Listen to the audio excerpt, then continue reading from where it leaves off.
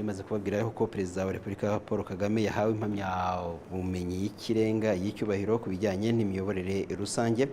Impamyabumenyi rero yaherewe muri kaminuza yo muri Korea y'Epfo, ikaba iyo kaminuza iri imwe mu zikomeye ifite n'ibigo bishamikiyeho by'ubushakashatsi bigera ku 178. Hamaze guhabwa rero impamyabumenyi hari ibyo batangaje.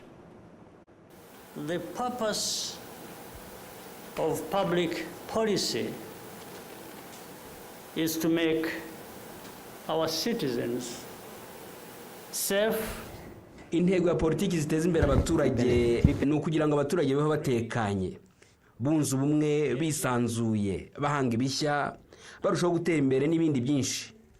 Igihe nk'iki mu myaka 30 ishize, u Rwanda rwari muri jenoside yatwaye ubuzima bw'abarenga miliyoni. Hagamijwe gukomeza kugira imbaraga uko byagenda kose, ubutegetsi bwari icyo gihe bwahisemo kwikiza igice kimwe cy'abaturage mu bwoko bw'abatutsi. Ingabo za RPF nari nyoboye nizo zahagaritse jenoside nyuma y'amezi 3. Icyo gihe rero twarazwe igihugu cyari cyasenyutse burundu kandi cyari mu bihe bibi, haba mu buryo bw'imari, mu mibereho. Abaturage bari baratatanye kandi baracitsemo ibice. Kugarura umutekano niyo politiki ya mbere twashyize imbere, kuko hatari umutekano nta kintu na kimwe cyashoboka. Security was our first policy objective.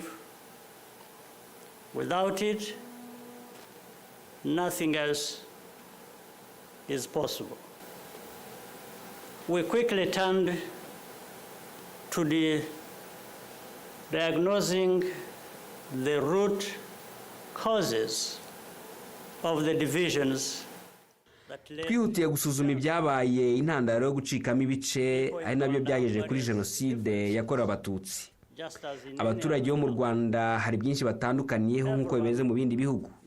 Ibyo buri wese arabizi. Kugira ngo umubano mwiza hagati ya leta n'abaturage, twasanze icyo tugomba gushyira imbere ari ikiduhuza, kuba turi abanyarwanda. Ibijyanye n'amoko mu ndangamuntu bikurwamo, kandi dushyiraho imbaraga zo guca ivangura iryo ari ryo ryose ryaba rishingiye ku idini. Umutekano umwe byadushoboje kwagura ibyo dukora tureba ejo heza hazaza. Nubwo byayimeze bityo ariko igihugu cyacu cyari gikennye. Kugera ku iterambere nyaryo bisaba kugira ibyo ushyira imbere mu gushaka ukuri, ibitekerezo bya politiki no guhanga ibishya.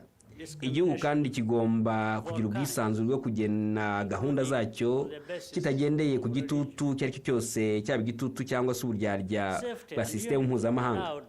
Twiyemeje kandi kureba ukuri kuri mu mateka yacu ndetse no kutibagirwa ibyo bihe bikomeye twanyuzemo. And ensure that the memory of our tragic past was not forgotten.